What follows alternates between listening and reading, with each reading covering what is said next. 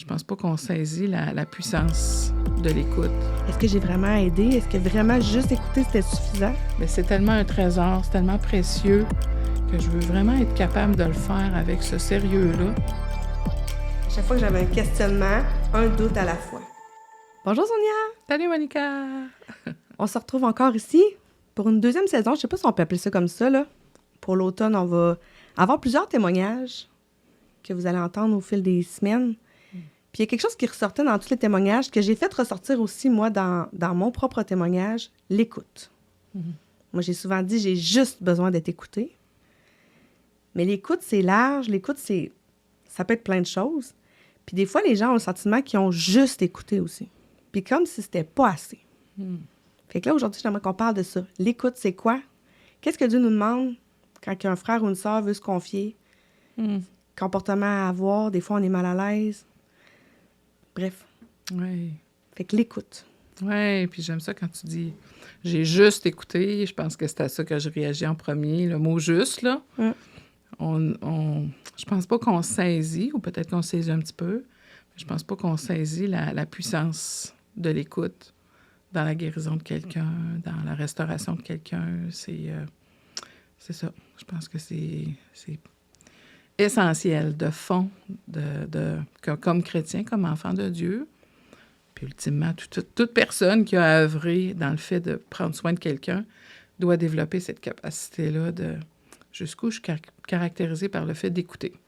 Puis là, on pourrait déjà faire une grande différence entre entendre puis écouter. Ça pourrait nous sembler bien pareil, mais c'est très, très, très différent. Alors, quand on dit écouter, c'est qu'on fait vraiment un effort volontaire pour essayer de comprendre vraiment le message que l'autre essaie de nous transmettre. Entendre, c'est oui, puis on répond oui, puis...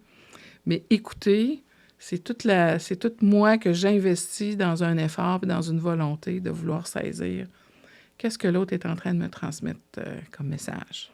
C'est de ça qu'on va parler. On dirait que j'aurais envie de dire que quand tu écoutes, c'est pas dans le but de répondre quelque chose. Puis quand tu entends, on dirait que c'est dans le but de formuler une réponse. Hey! On dirait que moi, c'est comme ça, je le vois dans ce que tu dis. Des fois, on le voit, les gens, ils préparent ce qu'ils vont te dire. Puis t'es comme, mais dans le fond, tu m'écoutes pas, là, tu m'entends, mais tu m'écoutes pas. Exact. Ouais. Exact.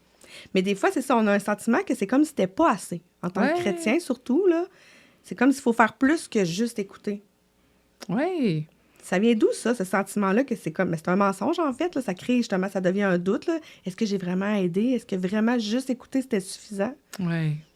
Mais peut-être qu'on a été souvent enseigné, ou peut-être qu'on a souvent entendu le fait qu'on devrait être capable de défendre notre foi, qu'on devrait être capable de savoir répondre en toute occasion, de savoir...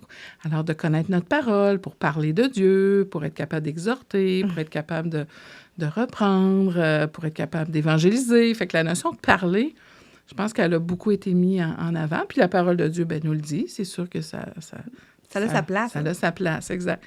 Mais jusqu'où qu'on s'est arrêté pour après dire, hey, est-ce qu'on doit être, premièrement, des auditeurs qui sont volontaires dans le fait de saisir le cœur de l'autre. Fait que, puis c'est sûr que quand on regarde les évangiles, on n'a pas des grands exposés sur on voit Jésus qui écoute. Fait que peut-être que ça aussi, c'est venu induire en erreur l'idée que dès que quelqu'un dit quelque chose, il faudrait être capable de répondre.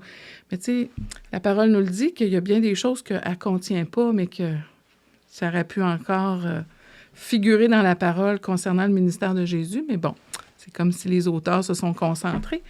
Mais j'ose croire que Jésus était quelqu'un qui devait profondément prendre le temps d'écouter les gens qui venaient à lui. On va en reparler un peu plus tard, mais moi, je trouve qu'il faisait beaucoup de reflets puis de reformulation dans sa manière d'écouter puis de répondre. Bref, on va en reparler plus tard de ces deux choses-là que moi, je veux que tout le monde sache. Il faut propager ça. Oui. Fait que peut-être pour ça qu'écouter n'a pas été si mis à l'avant. Mais tu as dit que... Parce que moi, ça fait partie des choses qui m'ont fait douter souvent. C'est je la connais pas assez, je connais pas assez toute la parole, les Écritures, j'aurais pas la bonne réponse, je serais pas capable de répondre du tac au tac. J'ai souvent eu cette impression-là que je devais avoir la bonne réponse. Puis quand j'ai saisi que, dans le fond, non. Mais ça, c'était une libération, mais c'est ça vient d'un mensonge qu'il faut défaire, ça.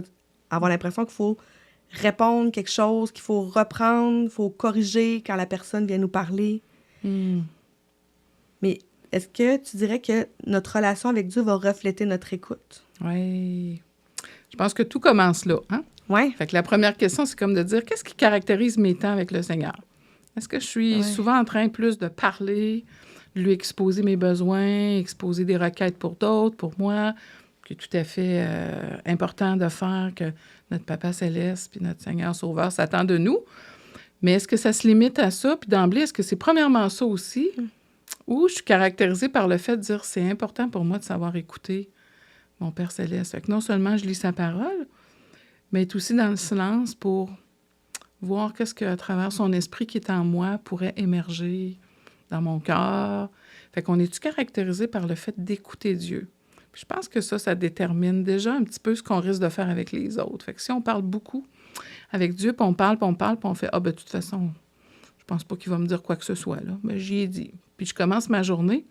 Il y a peut-être des chances que je risque d'être de même avec les autres. Fait que oui, je pense que c'est pertinent de se poser la question. Je suis quelqu'un qui écoute Dieu, que je l'expérimente avec lui, d'abord, continuer à grandir là-dedans pour après le faire goûter aux autres, certainement. Et Dieu, si on regarde surtout les psaumes, David avait cette conviction-là que Dieu l'écoutait, que peu importe ce qu'il allait apporter à lui, Dieu, lui, c'est quelqu'un qui écoute. Fait que on est porté, nous, à parler parce qu'on a la conviction que Dieu écoute. Mais est-ce que nous, on écoute Dieu? Ah, c'est peut-être quelque chose à apprendre là, peut-être en premier. C'est pas évident. Moi, je suis en train d'apprendre ça, là, dans les dernières années, vraiment, là, à m'arrêter puis à écouter. Tu sais, les premières fois, j'ai l'impression d'écouter rien. Mais après ça, c'est de demander au Seigneur d'avoir la sagesse pour discerner ce qui vient de son esprit, ce qui vient de mon... T'sais. Mais c'est quelque chose qui s'apprend. C'est ça que je veux dire. Oui. Fait apprendre à écouter Dieu, ça se fait. Je te dis pas que je suis une experte encore, mais... Moi non plus. Non, mais il y a quelque chose, comme tu dis, il y a quelque chose de profond. Oui, c'est vraiment important d'aller devant lui simplement, puis avoir le cœur disposé à l'écouter. Ça nécessite aussi d'avoir un cœur disposé à se soumettre, je dirais. Oui. Je sais pas si c'est le bon mot, là. Mais tu vois déjà d'emblée, le fait que juste que tu dises, ça prend un cœur qui est disposé, ça veut dire que, OK, donc il faut que j'aie du temps devant moi. Oui. Il faut que les bruits environnants, je les ai enlevés pour être capable de rester concentré. Vraiment. Si c'est pas les bruits environnants, c'est ce que moi je vis. Est-ce que je suis tellement dans l'anxiété ou dans la souffrance que non, j'écoute rien parce que je fais juste tourner dans ma tête. Fait qu'il y a déjà plein de conditions qui ont comme besoin d'être mises en place pour que dire OK, là, je peux écouter. Fait que c'est la même chose avec nos frères et sœurs, puis les gens. Il y a des conditions que ça prend pour pouvoir écouter, puis des fois, ben on le réalise pas, ou des fois, on fait « Ah, ben non, elle a vraiment besoin là, ben je vais l'écouter. » Mais pourtant, je suis dans un environnement qui me permet peut-être pas de le faire. Fait que, effectivement, on a besoin de s'arrêter pour dire « Ben c'est quelque chose qu'on prépare comme terrain, vraiment. Le fait de dire « Là, je vais écouter. » Fait qu'on a besoin d'identifier c'est quoi que nous, on a besoin comme écoutant pour dire « Ça me prend ça, moi, pour être capable de... OK, là, maintenant, je peux entendre... » Parce que tu l'as mentionné dans un autre podcast, il y a des gens qui sont blessés parce qu'ils vont pas vers les bonnes personnes ou les bonnes conditions, puis ils veulent juste parler, mais c'est pas le bon moment. Fait qu'il faut aussi, en tant que personne qui a besoin d'être écoutée, être capable de savoir, tu sais, de se dire « Hey, j'aurais besoin d'aller à l'écart. » Tu sais, moi, personnellement, j'ai besoin que la personne en avant de moi me donne le temps. Si je sens qu'on est pressé, je serais pas capable, là, tu sais, c'est ça. Fait que on est tous différents. Il y en a qui, même si tu leur dis j'ai 15 minutes, ben ils vont moi je dis, ils vont tous te vomir ce qu'ils en vomir, puis c'est correct. Oui. On est tous différents, mais oui, créer cet espace-là, avoir un cœur disposé à écouter. Effectivement. Selon le besoin de la personne en avant de nous, tu sais, c'est comme je dis, des gens qui, c'est pas grave qu'il y ait du bruit environnant, qu'il y ait du monde qui les regarde. Il y a d'autres personnes, tu sais, moi, personnellement, j'aime pas ça quand il y a du monde qui me regarde, tu sais, c'est... Exact. Fait que si vraiment, comme tu dis, c'est un art, apprendre à écouter Dieu, apprendre à écouter les autres, ça veut dire qu'en premier, je dois me poser la question, ça me prend quoi comme environnement pour être capable vraiment de le faire? Oui. Est-ce que vraiment, si moi-même, je suis préoccupée par un paquet de choses, puis quelqu'un arrive puis il veut me parler, ben peut-être que j'aurais à dire « Ah, j'aurais tellement aimé ça, être capable de le faire. » Tu sembles vivre quelque chose, mais désolé, je me vois, là, puis je pourrais pas te donner ça aujourd'hui. Je pense que ça, il faut en premier être capable de assez se connaître pour savoir, je suis capable de la donner, cette qualité-là. Puis je dirais avoir l'humilité de le dire parce qu'il y a des gens qui pourraient se sentir rejetés ou pas considéré parce que la personne, ben, c'est vrai ce que tu dis là. Juste faire comme, hey, je m'excuse, moi en ce moment, justement, je suis pas dans une situation pour être capable de recevoir ce que tu as à me dire. Exact. Je suis désolée. Fait que la personne se sent pas rejetée ou pas considérée. Bon. Oui, je trouve ça vraiment intéressant ce que tu viens de dire là, parce que c'est vrai, d'avoir l'humilité de faire comme je m'excuse, je suis peut-être pas la bonne personne pour toi. Là. Exact. Ouais. Au lieu de dire, de le savoir que je suis pas capable d'écouter, Ouais, puis de que le là, faire, je fais, ouais. ben plus tard, ou mais l'autre comprend pas nécessairement ma réaction. Fait que de le mettre en mots que je me vois aller, je me connais assez pour savoir que je pourrais pas te donner cette qualité-là d'écoute dont tu aurais besoin. Puis ça semble vraiment important ce que tu as de l'air à me dire, là. Puis je trouve ça précieux. Je trouverais ça banal de négliger ça, là. Fait que moi, je te propose qu'on reprenne un temps, on se le planifie. Mais je pense que la première chose, c'est de savoir c'est quoi vraiment que moi, j'ai besoin pour être capable d'offrir ça à quelqu'un. C'est quoi qui... Alors, il y a des gens qui sont très, très réactifs à plein de petites stimulations ambiantes. Le petit bruit, le petit tic-tic, le petit... Là, c'est gossant. Puis, ben, si je suis quelqu'un comme lever ça... la main, ouais. Ah bon. Ouais. Mais si je suis quelqu'un comme ça, il faut que je le sache pour être capable de dire à quelqu'un, je suis désolée. Je suis désolée parce que là, je voudrais t'écouter, mais là, j'entends le tic-tic. On change d'endroit ou on reporte ça. Ou... Mais c'est ça, la capacité d'offrir quelque chose de précieux à l'autre. C'est parce qu'en premier, moi, je me connais assez pour dire, ben si ça, c'est pas là, je vais avoir de la difficulté à l'offrir à l'autre. Fait que les bruits ambiants, ça paraît banal, la proximité de quelqu'un. Mm-hmm. Quelqu'un qui me parle puis qui est à 2 pouces de mon nez, puis que moi, c'est trop proche, mais j'ose pas y dire. Puis là, j'écoute pas. Puis dans ma tête, c'est « Ah, ça peut-tu finir? Puis peux-tu reculer, cette personne-là? » Ça aussi, c'est quelque chose qu'il faut que j'apprenne comme vrai. personne. C'est quoi la distance à laquelle « Ah, là, il me semble que tout dans mon cerveau s'éclaircit parce que l'autre n'est pas dans ma bulle. » Bien, ça aussi, il faut que j'apprenne à le savoir pour être capable de le dire à l'autre, dire « Désolé. » C'est intéressant, c'est vrai. Je serais vraiment à l'aise. Je suis plus à l'aise si on est à cette distance-là. Fait que ça, c'est une autre dimension qu'on a besoin de tenir compte. Fait que la proximité vraiment physique Je trouve ça fun que tu dises ça parce que, tu sais, moi, tantôt, on parlait, puis je me disais, ah, mais là, si je suis pas disposée, est-ce que je suis égoïste? Tu sais, ça fait monter des doutes en moi de dire, si je te dis, hey, je suis pas en ce moment un bon moment, est-ce que là, vraiment, je fais. Puis là, est-ce que vraiment, si je mets mes limites, je suis correcte de mettre mes limites dans ça? Je trouve ça intéressant qu'on dise que oui. Parce que dans le fond, si je vais être capable d'offrir quelque chose de qualité, c'est-à-dire une écoute de qualité à l'autre, c'est important de me respecter, puis c'est pas égoïste, puis c'est pas. Exact. Mais c'est, en tout cas, je dis spontanément ce qui me venait quand tu parlais, je me disais, ah, tu sais, je me sentirais comme mal. Mais non, dans un sens. Exact. Si on veut vraiment offrir le meilleur pour l'autre, faut être conscient qu'il faut être assez disponible. Fait que c'est quoi toutes les petites affaires que je peux éliminer qui vont rendre ça pensable d'être capable d'être disponible pour l'autre. Fait que oui, la proximité physique, là, c'est souvent... Puis c'est pas tous les gens qui l'ont... C'est pas quelque chose de naturel ou qu'on a vraiment réalisé, là, mais c'est vraiment intéressant de dire « Hey, ben oui, dans ma tête, ça devient vraiment plus léger si on est à telle distance. Fait que...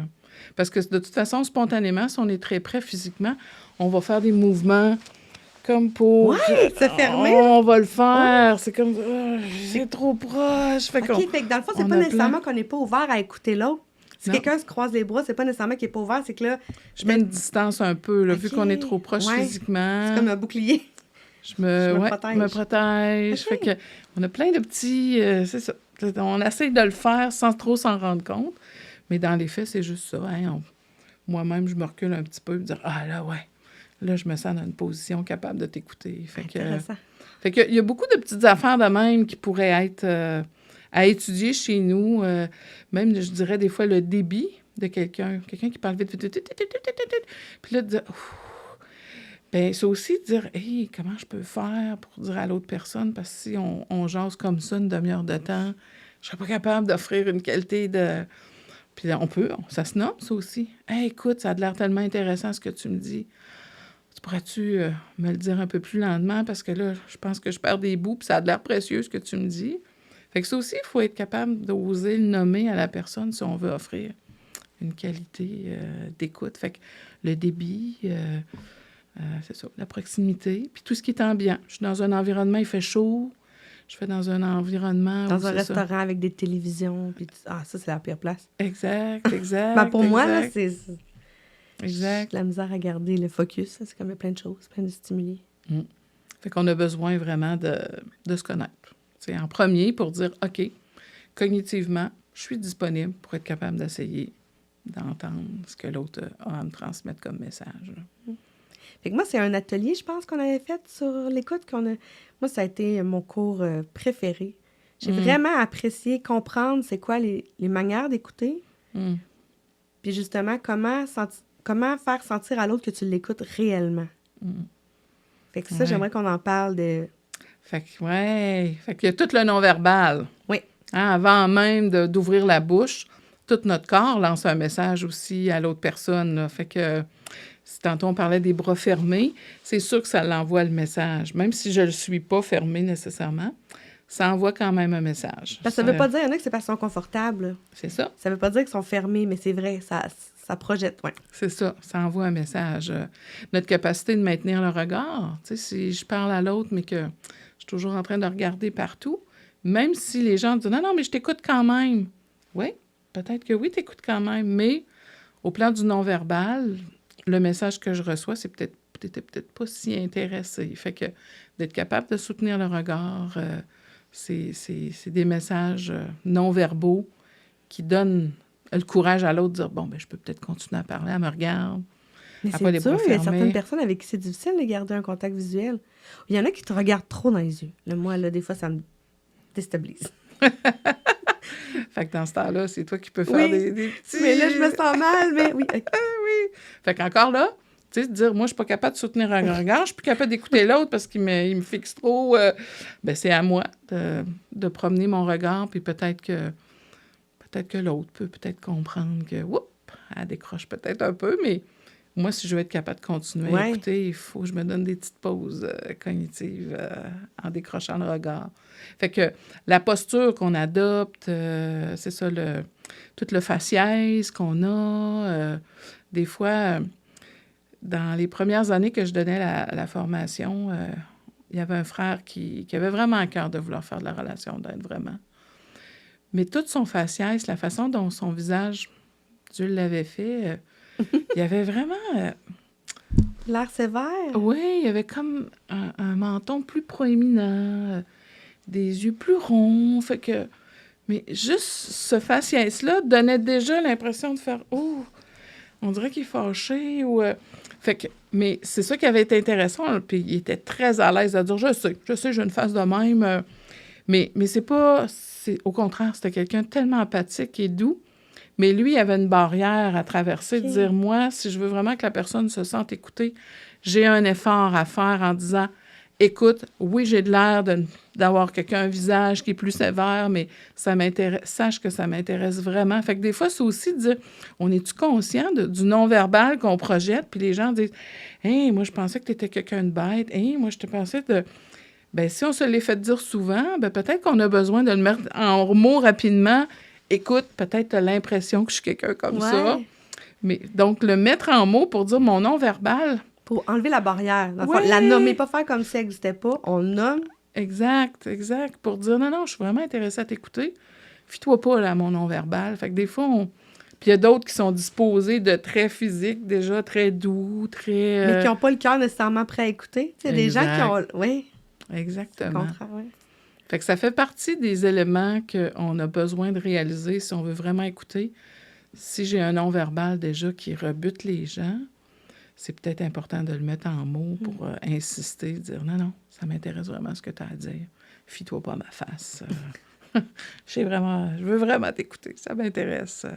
Fait que ça, c'est un autre élément. Qu'est-ce qu'on projette comme attitude d'ouverture à l'autre, là. Fait que l'environnement, là, on parle beaucoup de l'environnement physique, mais l'environnement intérieur aussi, là. Fait que, tu sais, si je le sais que cette journée-là, je suis préoccupée par un paquet de choses, puis là, je dis, c'est mieux de faire passer l'autre avant soi-même. Ouais, mais je suis préoccupée, là. Je sais que tantôt, je vais avoir une discussion avec mon patron, mon mari, il y a des conflits. Puis dans ma tête, j'arrête pas de jongler à ça. Ben ça aussi, il faut que je sois assez sensible pour faire c'est pas le bon temps. Je le vois qu'intérieurement, je suis pas disponible. J'ai pas bien dormi. C'est banal, mais j'ai pas bien dormi. difficile d'écouter quelqu'un. J'ai pas mangé, le ventre me crie, puis là, je fais « Ah, ben là, il faut que j'écoute, tu sais. C'est là qu'elle me parle. » Ah oui, mais j'ai le bedon qui crie, puis qui fait que... difficile. C'est plein de petits détails qui semblent tellement banals, mais qui viennent altérer tellement ma capacité d'écoute. Fait que je pense qu'à travers ce qu'on veut discuter aujourd'hui, c'est de dire, on le voit-tu comme un trésor, offrir une écoute à quelqu'un? Mais c'est tellement un trésor, c'est tellement précieux que je veux vraiment être capable de le faire avec ce sérieux-là. Donc, peut-être d'agir sur certains éléments pour être capable de vraiment offrir à l'autre toute ma présence pour être capable de saisir ce qu'il a à me dire. C'est un trésor, c'est vraiment précieux, puis on se rend compte que c'est probablement juste ça, des fois, que les gens ont besoin. Je l'ai dit souvent, on a juste besoin de ça, mais de bien le faire. Et tantôt, quand tu parlais de nommer, c'est précieux ce que tu dis, mais là, en ce moment, il y a trop de bruit, c'est précieux. Je trouve que de valider que l'autre, c'est important, ce qu'il dit. Constamment. Vraiment. Constamment. Ça m'a frappé, tantôt, tu apportais toujours une valeur, une véracité, j'ai pas de mots, là, à ce que l'autre dit, comme si c'est important. Mais là, en ce moment, je suis désolée, moi, je suis pas... pas banalisée, bref. Oui, surtout quand les gens nous parlent de leur cœur, c'est pas n'importe quoi. Hein, c'est précieux, ils viennent nous révéler des choses que peut-être ils n'ont jamais révélées à personne. C'est vraiment précieux, c'est comme... Je peux pas accueillir ça avec un cœur tout croche, puis c'est trop précieux. Faut que moi, je m'organise pour être capable de recevoir ce trésor-là que la personne me confie. C'est important. C'est vraiment important. Fait que on a besoin de s'examiner pour être capable de l'offrir, cette qualité-là. Puis je crois, c'est Bonhoeffer qui disait que la capacité d'écoute ou le fait d'écouter quelqu'un révélait profondément notre humilité, notre capacité de revêtir l'humilité. Parce que là, c'est pas question de moi, c'est toute question de toi. Je veux vraiment entendre ce que tu as à dire. Fait que de servir les autres, puis de revêtir l'humilité, c'est de dire, moi, là, ce que j'en pense ou ce que je voudrais te dire, ça va être très secondaire. Là, c'est tout toi qui as la place, parce que je veux saisir comment toi, tu vis les choses, ta perception. Bonhoeffer disait que c'était de revêtir l'humilité que d'écouter. Puis qu'on devrait, comme enfant de Dieu, être caractérisé par le fait d'écouter. Puis je crois, personnellement, à travers ce que je vis dans mon travail, si comme Église, on se levait là, pour dire « Hey, on va devenir des gens qui écoutent. » Au lieu de répondre. Au lieu de répondre, puis de tout de suite chercher à donner. Hey, on ferait une différence dans ce monde-là, parce que les gens, c'est ça qu'ils cherchent. Ils cherchent du monde pour les écouter. Mais avec une humilité c'est précieux ce que tu me dis, je me sens choyée que tu me choisisses. Puis j'ai pas la prétention d'avoir réponse à tout ce que tu vas me dire. Fait que l'humilité de faire comme, je vais t'écouter, t'accueillir, puis pas nécessairement te donner de solution. Parce que c'est pas ça que tu as besoin. Exact. Puis j'ai pas la prétention de penser avoir la solution à tous tes problèmes. Puis même, je crois même que le Seigneur, il peut te parler. Je le crois assez pour que je vais t'écouter. Puis là, à force que tu me parles, puis que tu démêles les choses, puis que tu es un homme, puis tu t'entends, puis là, tu dis « Ah ouais, ça n'a pas d'allure. Hey, je t'ai dit ça tantôt, hein, mais ça n'a pas d'allure. » Puis que là, les choses se démêlent.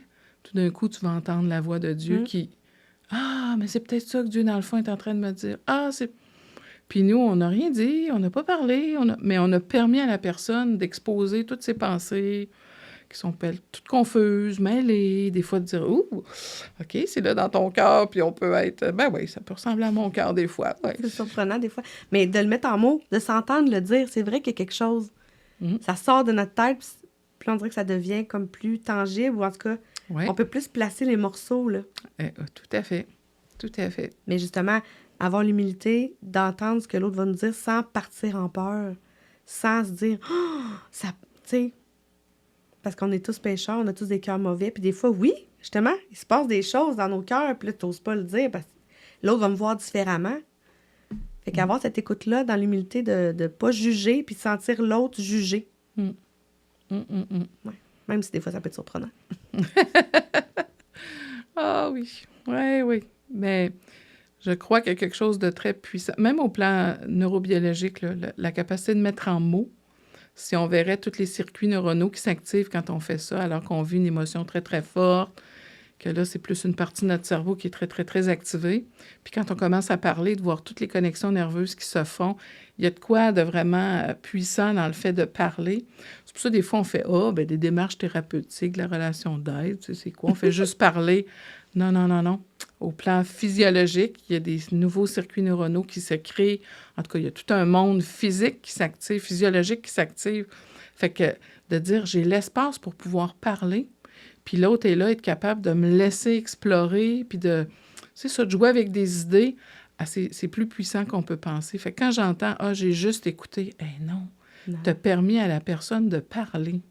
C'est pas juste, t'as permis à la personne d'explorer tout ce qui est un peu nébuleux en elle, puis tout d'un coup qui se place. Puis que quand je parle, tout d'un coup, mais je pense que c'est plutôt ça que Dieu veut me dire. Je pense que c'est plutôt... Puis dans le fond, la personne le savait. Elle la connaît, la parole. Elle connaît la réponse. Elle connaît la réponse. Puis c'est ça qui est souffrant, c'est je le sais que c'est ça que Dieu voudrait que je choisisse comme façon de penser, mais voici plutôt celle-là qui a de l'air à dominer. Fait que des fois, c'est juste frustrant de se faire redire ce qu'on sait déjà, puis là, la communication arrête, puis... mais de démontrer, c'est intéressant, c'est comme ça que tu vois les choses. C'est comme ça que tu as vu. Tu peux-tu m'expliquer encore plus? Puis ça permet à la personne d'aller creuser vraiment le fond de sa réflexion, puis tout d'un coup, je pense que c'est ça que Dieu voudrait que je fasse. Puis pendant notre écoute, faut les... Tu sais, la reformulation, c'est pour donner à la personne qu'elle comprenne que tu la suis, reformuler dans tes propres mots ce qu'elle vient de te dire, pour comme valider, faire comme est-ce que je te suis. Ça, je me suis rendu compte que c'est vraiment important. Puis là, les gens font comme, OK, elle me suit, là, vraiment, elle m'écoute vraiment, là. Puis là, si t'es un peu dans le champ, ils te ramènent, là. Exact. Fait que là, t'es en train de parler d'une technique d'écoute qui s'appelle la reformulation. Mais pour les aider à creuser, des fois, il faut comme reformuler pour qu'ils fassent comme, OK, elle m'écoute vraiment, je vais continuer. Oui, exact. Surtout aussi qu'on n'a pas le même vocabulaire. Non. Ce que l'autre utilise comme mot, tu sais, nous, on fait « je peux pas croire qu'elle est en train de me dire ça », ou puis qu'après, on fait « est-ce que dans le fond, tu es en train de me dire que… » Parce que reformuler, c'est redire dans nos mots. Oui. C'est pas de faire le perroquet, c'est dans nos mots. Je vais répéter si j'ai bien compris. Puis là, c'est là que ça nous permet de voir que la personne fait « non, c'est pas ça que je t'ai dit. » Fait que tout l'enjeu du vocabulaire, même si on est deux Québécois, les mots n'ont pas la même signification pour chacun. Il y a des gens il y a des mots que jamais j'utiliserais, c'est trop fort. Puis il y en a d'autres que ça fait partie de leur vocabulaire. Puis c'est pas... Fait qu'on a vraiment besoin d'apprendre à reformuler régulièrement les propos de l'autre pour être capable de dire, est-ce que vraiment j'ai saisi le message qu'il est en train de m'envoyer? Ça, c'est important. Puis ça, c'est trop drôle, Monica, parce que souvent, quand on fait ça avec des couples, exemple, puis que, madame, pouvez-vous reformuler les propos de monsieur, pouvez-vous reformuler les... Fait que là, le monsieur reformule, alors chérie, ce que tu as dit, c'est ça, ça, ça. Puis que l'autre fait, non, pas pantoute, c'est pas ça que j'ai dit. Comment ça, tu m'as pas écouté? Là, on est reparti sur quelque chose de tellement compliqué à... Non, c'est bien que la reformulation, même si tu n'as pas bien compris, soyons pas offusqués de voir que l'autre fait quand même l'effort. Exact.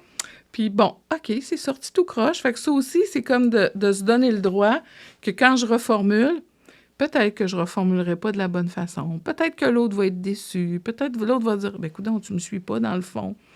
Oui, mais peut-être tu as cette impression-là, mais j'essaye vraiment. Je veux vraiment essayer de faire l'effort.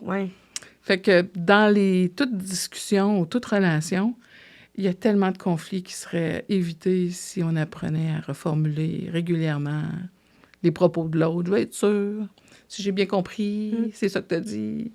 Ça devrait être une arme puissante pour éviter bien des conflits. Fait que ça fait partie des techniques d'écoute, d'être capable de reformuler les propos de l'autre dans nos mots. Pas faire, parce qu'il y en a qui pensent que c'est de faire le perroquet, là. Non. Donc, tu dis, là, tu prends les mêmes mots que la personne. Non, c'est ça. Mais ça, c'est vraiment précieux, vraiment précieux. Puis régulièrement. Pas attendre de reformuler après 15 minutes, là. C'est comme, j'ai perdu le fil. Fait que nous, ça nous aide quand on écoute, de régulièrement prendre des pauses pour dire, OK, là, il faut que je leur formule le message. Fait que j'ai pas eu le temps de divaguer dans ma tête. Fait que c'est aussi dire excuse. Alors, quelqu'un qui parle beaucoup, c'est intéressant ce que tu me dis, mais je veux être sûre que j'ai bien compris. Ce que tu es en train de me dire, c'est ça. Fait que moi, ça me donne une pause pour pas qu'il y ait trop d'informations. Mais en même temps, je suis en train de dire à la personne, bien, comme tu dis, je te suis. Puis ça m'intéresse. Puis je veux être capable. Fait que oui, reformuler, c'est une des techniques d'écoute qui semble banale, mais qui est tellement puissante pour... Ça, puis le reflet. Le reflet, exact. Une autre technique. Le reflet, c'est vraiment la capacité de tenter de mettre en mots ce que la personne vit au niveau émotif. Ça a l'air à vraiment te fâcher, ça semble vraiment te rendre stressé. Fait qu'on cherche à nommer une émotion que la personne n'a pas nécessairement mis en mots, mais que nous, on croit déceler chez elle. Puis le but de ça, c'est que si on arrive à mettre un mot sur une émotion, des fois, la personne va dire « T'as bien raison. Ben oui, je suis stressée. » Puis ça va lui permettre de nommer encore plus qu'est-ce qu'elle vit parce que elle l'a vu que je suis stressée, puis ça n'a pas de l'air à l'affecter. Au contraire, elle le fait ressortir ou elle l'a vu que je suis irritée, puis ça n'a pas de l'air à la déranger. Bon, ben, fait que ça aide la personne à explorer encore plus qu'est-ce qu'elle vit au niveau émotif. Et donc, c'est d'essayer de trouver dans ce que l'autre me dit, quel nom je mettrais à l'émotion qu'elle est en train de vivre. Puis c'est ça que, ça t'a déçu, ça semble t'avoir, c'est ça, stressé. Parce que déjà, c'est toujours de la colère. Ils sont juste fâchés, mais des fois, c'est ça, j'ai de la peine. C'est pas nécessairement l'émotion qu'ils pensent vivre, qu'ils vivent aussi, là. Fait que des fois, de refléter, moi, je trouve, il me semble que j'entends plus de tristesse que de colère dans ce que tu me dis. Exact. Ça me fait réfléchir. Non, je suis vraiment irritée. Puis 10 minutes après, c'est vrai. On est comme ça. Fait que ça aide la personne à explorer encore plus son vécu. Fait que refléter, c'est précieux. Puis en même temps, ça envoie le message que tes états émotifs, ils m'intéressent. Pour que moi, je puisse te dire « Hey, t'as de la peine. Hey, t'as de l'air fâché. » Bien, je suis comme en train de t'envoyer le message. Vas-y, tu peux m'en parler de ton monde émotif parce que je te lance la perche, là. Oui, ça m'intéresse. Oui. Puis encore là, il ne faut pas avoir peur de se faire dire non. Tu sais, alors on dirait que c'est de la peine. Non, c'est de la colère. Ah, OK. Encore là, c'est quelque chose qu'on essaye, un reflet. Tu sais, une reformulation, on l'essaye, un reflet, on le fait. Mais tout ça est précieux parce qu'on donne l'information qu'on essaye de comprendre le vécu. On peut être dans l'erreur, mais des fois, ça peut semer aussi quelque chose dans la tête de l'autre, puis ça va mijoter, puis on n'était pas dans l'erreur. Puis l'autre va chanter, va comprendre. Exact. Faut garder faut revêtir l'humilité. On dit des choses, mais on prétend pas avoir raison. Exact. On n'a aucune idée de ce que le Seigneur peut faire avec le fait qu'on tente d'entendre le cœur de l'autre. On n'a aucune idée. Mais on veut revêtir, c'est ça, l'humilité. C'est les deux que je me souviens. Oui, il y en a d'autres. Mais dans les techniques d'entrevue, il y en a d'autres. Mais celles qui visent vraiment à démontrer à l'autre qu'on est en train de suivre son discours, c'est les deux plus importantes, là, le reflet et la reformulation. Il y a la focalisation, qui est une autre technique dans le sens où quand on a entendu beaucoup d'informations, bien là, des fois, on va peut-être oser poser une question à la personne. Tu pourrais-tu plus m'en dire sur tel sujet? Tu sais, tu m'as parlé de ça. Mais j'aimerais ça que tu me parles plus de tel aspect. Il me semble que ça... Fait que quand on fait de la focalisation, des fois, c'est parce que ça fait quand même un petit peu plus de temps qu'on est en discussion. C'est peut-être pas la première fois qu'on discute ensemble. C'est ça, exact. Fait que gardons en tête que le reflet et la reformulation, c'est souvent les deux techniques qui amènent vraiment la personne à se sentir suivie puis écoutée dans ce qu'elle a à nous raconter, là. C'est les deux principales, là. Fait que l'humilité. Oui. L'humilité, c'est... Est-ce que je vois ça comme en train de... Est-ce que je me vois vraiment en train de servir mon frère, ma sœur, que de dire, c'est pas important, moi, mon vécu. Ouais, mais moi aussi, j'ai vécu ça. Ouais, mais moi, puis là, je veux tout expliquer, mes expériences, mon vécu. Ouais, mais tu savais-tu qu'il y a un personnage dans la parole de Dieu qui a vécu la même chose que toi? Puis là, je veux montrer mes connaissances, je veux partager mon vécu. Puis on le fait pas avec une mauvaise volonté, là. C'est pas... on pense que ça peut aider, Mais est-ce qu'on est capable de voir l'humilité jusqu'à dire, c'est pas important ce que moi j'ai vécu, en tout cas pas là. Puis c'est pas important encore ce que Dieu va dire là-dessus, en tout cas pas là. Là, ce qui est important, c'est que la personne se sente accueillie dans tout ce qu'elle est comme personne. Puis je veux vraiment, c'est ça, je veux me mettre moi complètement de côté. Complètement. C'est elle. C'est la personne qui compte devant moi. Parce que des fois, les gens vont dire des choses, puis ça va nous faire peur. On va trouver qu'ils vont loin dans leur discours, puis là, on va avoir l'impression qu'il faut les reprendre ou il faut les exhorter, mais non. Il y a une place pour ça. Oui, mais c'est ça, il y a une place pour ça. Il faut savoir quand le faire. C'est ça. Exact. Fait qu'avant, oui. C'est ça. Il y a une place vraiment pour ça. Des fois, la personne, on la connaît depuis un certain temps, puis ça nous permet peut-être de le faire. C'est ça. Il faut bâtir quelque chose. C'est ça. Il y a des places où l'enseignement, l'exhortation, ça a sa place. Mais aujourd'hui, ce qu'on voulait insister, c'est est-ce que je suis quand même caractérisée par le fait que je peux être quelqu'un qui écoute? Oui. Mais toutes les autres sont aussi pas banales. Là. On voit Jésus qui, des fois, dans sa façon de réagir, écoute pas beaucoup, là, puis il va arriver vite en reprenant parce qu'il connaît les cœurs, il sait ce que la personne a besoin. Nous, on le sait pas, pas capable de lire les cœurs. Fait qu'on va choisir l'écoute assez rapidement. Mais on voit que c'est pas mauvais, là. C'est pas contre-indiqué de reprendre, puis d'exhorter, puis de corriger. Mais est-ce que... Parce que c'est souvent ça, plus l'enjeu, c'est j'ai-tu assez d'humilité? Je trouve ça tant important que ça, de parler de moi, puis de ce que je connais de la parole. Je veux-tu tout le temps me mettre en avant-plan? Oui, c'est ça. Parler de moi, où je suis capable de me remettre me retirer, puis écouter, puis laisser l'autre prendre la place. Oui.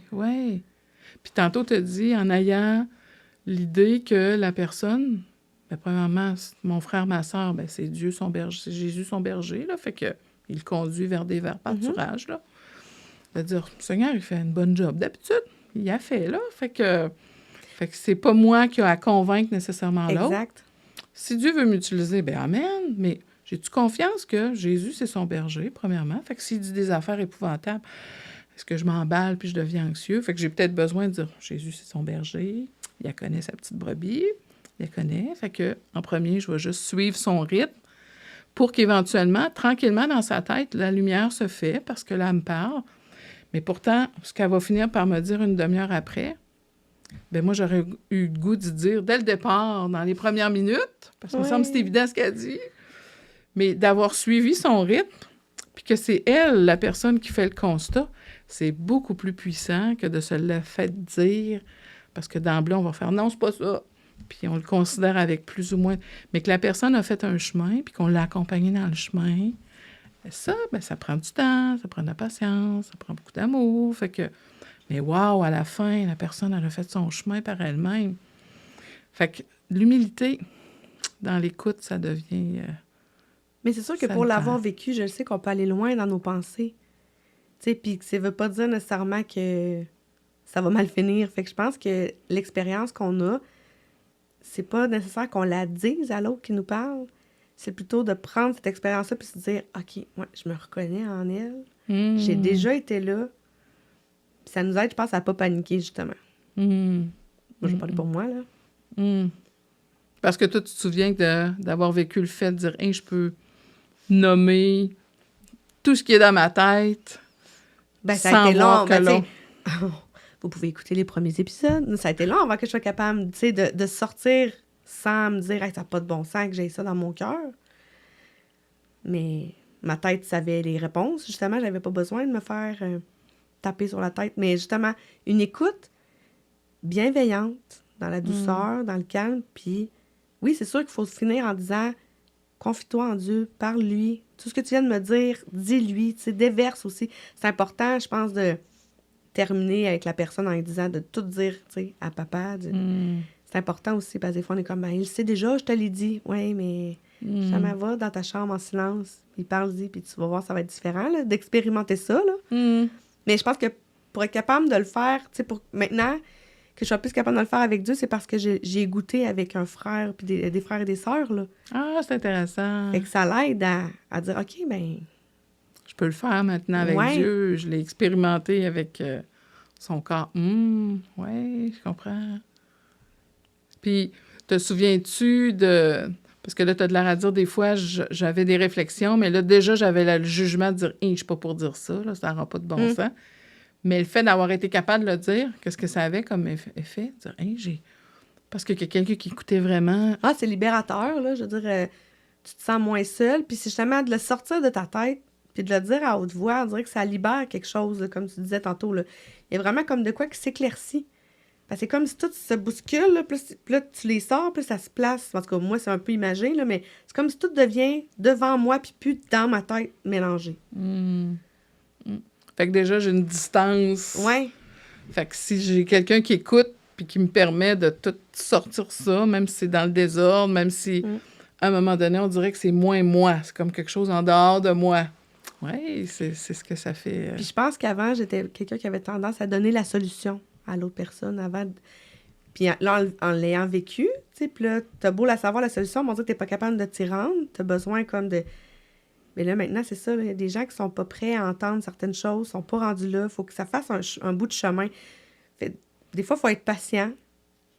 Puis c'est justement là, c'est le beau aussi, ce que ça repose pas sur mes épaules à moi. C'est pas Monica qui va convaincre la personne. C'est pas moi, j'ai pas cette responsabilité-là. Fait que ça libère aussi, mais c'est ça. C'est important de comprendre que des fois, oui, c'est super clair. Il me semble que c'est évident, là. Mais l'autre personne n'est pas rendue là. Elle a besoin que tu l'écoutes. Exact. Puis compris. Oui. Compris. Puis pas souvent, ce qu'on va entendre dans les podcasts cette saison-ci, c'est d'être validé dans mon sentiment.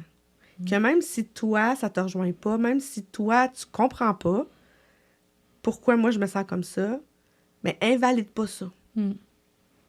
Des fois, ça veut peut-être dire que t'es pas la bonne personne pour accompagner, tu sais. Ouais. Un exemple qui me vient, c'est un deuil d'un animal. Moi, ça m'est jamais arrivé d'avoir un animal de compagnie assez longtemps pour que quand je le perds, ça me fasse réellement de la peine. Bon, j'ai assez d'empathie, par exemple. Je suis quelqu'un, tu sais, je vais avoir de la peine pour la personne. Si la personne pleure en avant de moi, je vais pleurer aussi. Mais ultimement, c'est pas quelque chose que j'ai déjà vécu puis compris. Mais je vais pas les banaliser parce que moi, j'ai pas d'animal de compagnie puis que...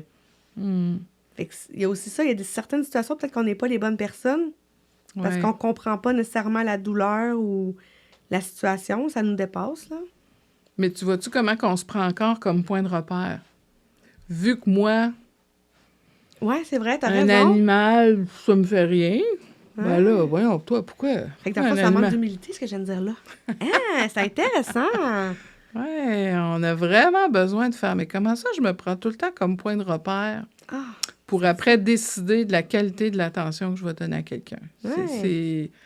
Mais c'est tout être humain, on l'a, l'égoïsme serré. J'aime ça qu'on ait ça dans le podcast en live, c'est vraiment intéressant. Wow, OK, oui, c'est vrai, ça manque d'humilité dans le fond. C'est pas parce que je comprends pas que je dois comprendre. C'est sûr que ça l'aide de comprendre pour accompagner, mais hey, c'est... Ouais. Mais moi, ce qui m'intéresse, c'est d'aller dans ton jardin à toi, d'aller dans ton vécu à toi. J'ai aucune idée. Moi, j'ai pas de repère, mais tu m'intéresses assez pour que j'essaie de comprendre ce que tu as vécu. Mais ça, je pense que tu peux pas le faker. Faire semblant de t'intéresser? Tu peux pas faire semblant, dans le fond. Là. Ça, rendu là, il faut vraiment que... Tu décides. Oui. Tu le décides. Tu t'intéresses pour vrai. Parce que c'est là que le fruit de l'esprit prend toute sa place. Ouais. L'amour, la paix, la bienveillance, la maîtrise de soi. Regarde le fruit, là, puis dire « Oh, OK, il faut que j'écoute quelqu'un là, dont j'ai zéro repère. Il me semble que moi, je ne le vivrais pas de même. Il me semble que c'est exagéré. » Peu importe les jugements qu'on aurait, là, puis dire « Non, c'est pas moi qui compte, c'est l'autre. » Ouais, c'est tout un exercice où le fruit de l'esprit a à s'exercer dans ce contexte-là. Là. Fait que... Très intéressant. Ben, j'ai tendance à me fier à mes expériences, mais c'est vrai. C'est très intéressant. C'est sûr que si on a des points de repère, ça nous aide. C'est sûr, tu sais, si on a déjà un point de repère, on peut peut-être plus s'identifier à la souffrance de l'autre. Mais quand on n'en a pas, tu sais, c'est ça le grand défi. Quand on n'en a pas, jusqu'où je veux vraiment manifester de l'intérêt pour l'autre, là. Fait que j'aimerais ça lire un petit passage parce que c'est dans Philippiens, puis c'est vraiment ce qu'on est en train de dire, là. Paul, il disait à l'Église, aux Philippiens, « N'avez-vous pas trouvé dans le Christ un réconfort, dans l'amour un encouragement, par l'Esprit une communion entre vous? N'avez-vous pas de l'affection et de la bonté les uns pour les autres? Rendez donc ma joie complète, tendez à vivre en accord les uns avec les autres. Et pour cela, ayez le même amour, une même pensée et tendez au même but. Ne faites donc rien par esprit de rivalité ou par un vain désir de vous mettre en avant. Au contraire, par humilité, considérez les autres comme plus importants que vous-même et que chacun regarde non ses propres qualités, ses propres intérêts, mais celles des autres. Fait que c'est un peu ça, l'écoute. Tu sais, c'est comme si Paul disait aux Philippiens, dans tout ce que vous faites, est-ce que vous voyez l'autre comme plus important que vous? Bien, t'es assez important pour que je prenne du temps pour être capable de t'écouter et essayer de comprendre ce que tu vis. Moi, l'écoute, c'est ça. C'est quelque chose qui me passionne. C'est tout un exercice. Fait que c'est pour ça de dire j'ai juste écouté. Hey non, t'as écouté? Bravo.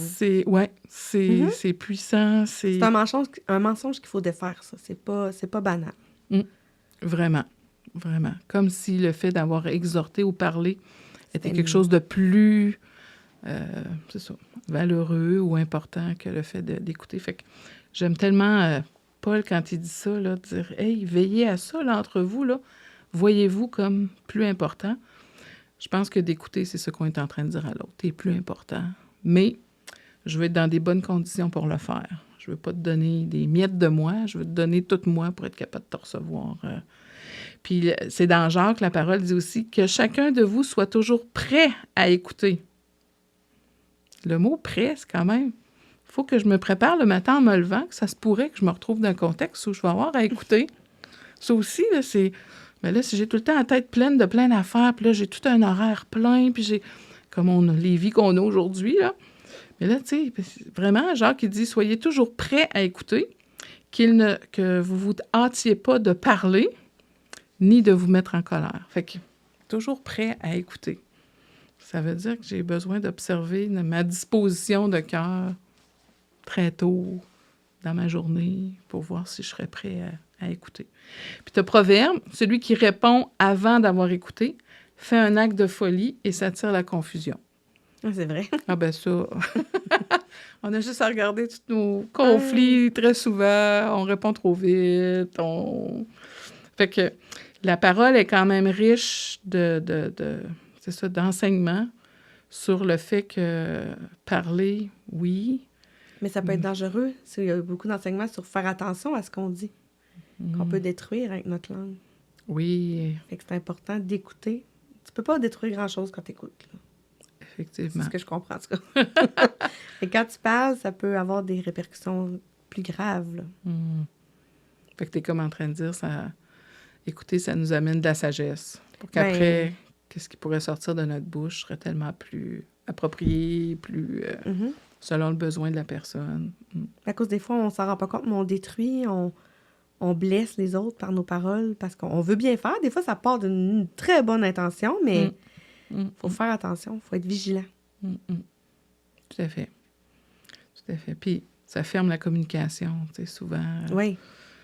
L'autre a interprété ça par il me juge, dans le fond, ça l'intéresse pas, puis c'est fini. La porte, elle vient refermer, puis la personne reste tout seule avec ses ruminations. Fait que c'est ça. On a besoin que le Seigneur nous guide dans ce qu'on a à dire, mais est-ce qu'on est des gens qui se revêtent d'humilité pour écouter?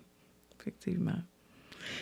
Des fois, c'est intéressant parce que les gens, ils vont nous le dire. « Ah, toi, t'écoutes jamais. Ah, toi, t'écoutes pas. » Parce que je connais quelqu'un qui est près de moi, là, que souvent, les gens lui ont reflété ça. « T'es quelqu'un qui écoute pas? T'es quelqu'un qui écoute pas? » Bien, si on l'a reçu, ce commentaire-là, on a peut-être besoin de s'arrêter pour faire, au lieu de faire des blagues avec ça, il y a peut-être de quoi adresser avec le Seigneur. Je veux être quelqu'un qui t'écoute.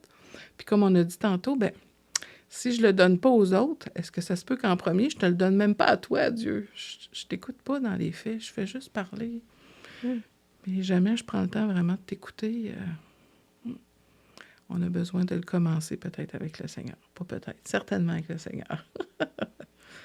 J'aurais aimé ça lire le texte de Bonhoeffer qui touche mon cœur. Il avait une façon d'écrire, cet homme-là. Dans un de ses livres, il va dire « Le premier service dont chacun est redevable à l'autre dans la communauté chrétienne, c'est de l'écouter. De même que le commencement de notre amour pour Dieu consiste à écouter sa parole. De même, le commencement de l'amour du prochain consiste à apprendre à l'écouter. C'est le propre de l'amour de Dieu pour nous qu'il ne nous donne pas seulement sa parole, mais qu'il nous prête aussi son oreille.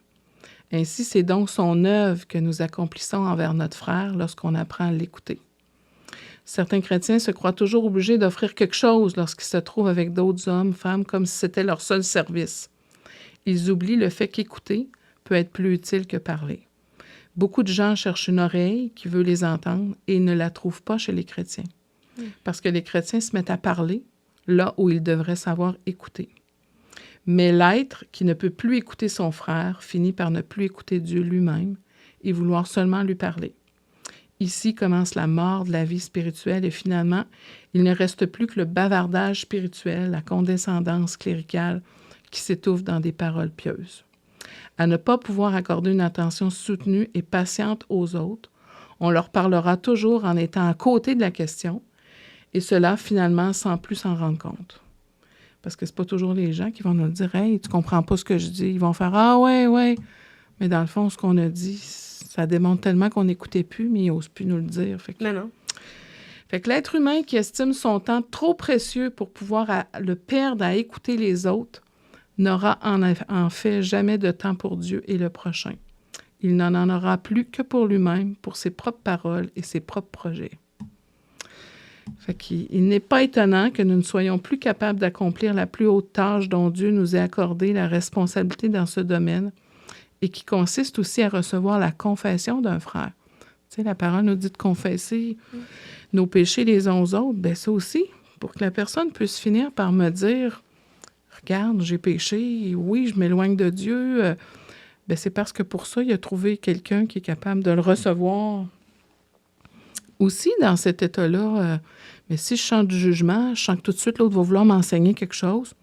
Je ne sais pas jusqu'où je vais être capable de descendre dans mon cœur à un état de confession puis de repentance. Fait que la parole nous dit, bien, si on n'est même pas capable d'écouter dans des petites choses simples, imaginez quand c'est le temps de recevoir la confession d'un frère, d'une sœur qui dit « Je me suis éloigné de Dieu, j'ai besoin que tu pries pour moi. » Bien, est-ce qu'on est capable d'écouter jusqu'au bout ou tout de suite on est dans l'exhortation? Fait qu'il dit, c'est ça, Bonhoeffer dit, est-ce qu'on comprend qu'on a la responsabilité d'être capable de recevoir notre frère, notre sœur, quand il confesse son péché, puis ça passe par une qualité d'écoute, là. Le monde païen, lui, n'ignore pas qu'il suffit souvent pour aider quelqu'un de l'écouter sérieusement, et sur la base de cette connaissance, il a édifié une cure d'âme de caractère séculier qui attire la foule des êtres humains et même des chrétiens. Tu sais, Bonhoeffer est comme en train de dire, on dirait que le monde qui ne connaisse pas Dieu ont compris quand même ce principe-là qu'écouter, c'est important. Puis souvent, comme chrétien, on va se retrouver à aller voir des gens qui ne connaissent pas Dieu parce que, ben au moins, lui, il va m'écouter. Puis il va pas me juger puis me sortir un verset. Ouais. Fait que Bonhoeffer, c'est ça qu'il dit, c'est, mais voyons, c'est donc bien triste que, comme chrétien, on fait pas, je vais me tourner vers un frère, une sœur pour raconter tout ce que je vis parce que je suis sûre que je vais être écoutée. On est porté à aller chercher ça à l'extérieur parce que, comme si à l'extérieur, les gens avaient compris ce besoin-là humain qui est là. En tout cas, j'aime beaucoup Bonhoeffer. J'aurais pu en lire, mais il y a cette particularité-là de nous faire sortir. On réalise-tu que servir l'autre, c'est l'écouter d'abord? Puis c'est de revêtir de l'humilité. Ça, c'est ce que je retiens vraiment. Que l'écoute, c'est l'humilité. Est-ce que tu voulais ajouter autre chose? Non, je vous lirai le livre de Bonhoeffer au complet. En tout cas, ceux qui veulent le lire, c'est de la vie communautaire. Oui, le livre, c'est ça. De la vie communautaire de Dietrich Bonhoeffer, si jamais vous voulez le lire. C'est plein de petites perles, vraiment. Plein de sagesse. Fait que autant j'ai souvent dit j'ai juste besoin d'être écouté, autant on a juste besoin d'écouter aussi. Puis c'est pas rien. C'est vraiment beaucoup. C'est vraiment beaucoup. Fait qu'apprenons qui nous sommes pour être capables d'être des bons auditeurs. Oui! C'est ça le mot? Ah, moi, j'ai comme hésité. Oui! Pas des gens qui entendent, des gens qui écoutent. Qui écoutent pour vrai. Merci, Sonia. Ça fait plaisir. Sachez que tous les épisodes d'Un doute à la fois sont disponibles sur toutes les plateformes. Et si vous avez à cœur de nous encourager financièrement par un don, vous pouvez vous référer au lien dans la description et spécifier que c'est pour le projet Un doute à la fois. On vous remercie beaucoup.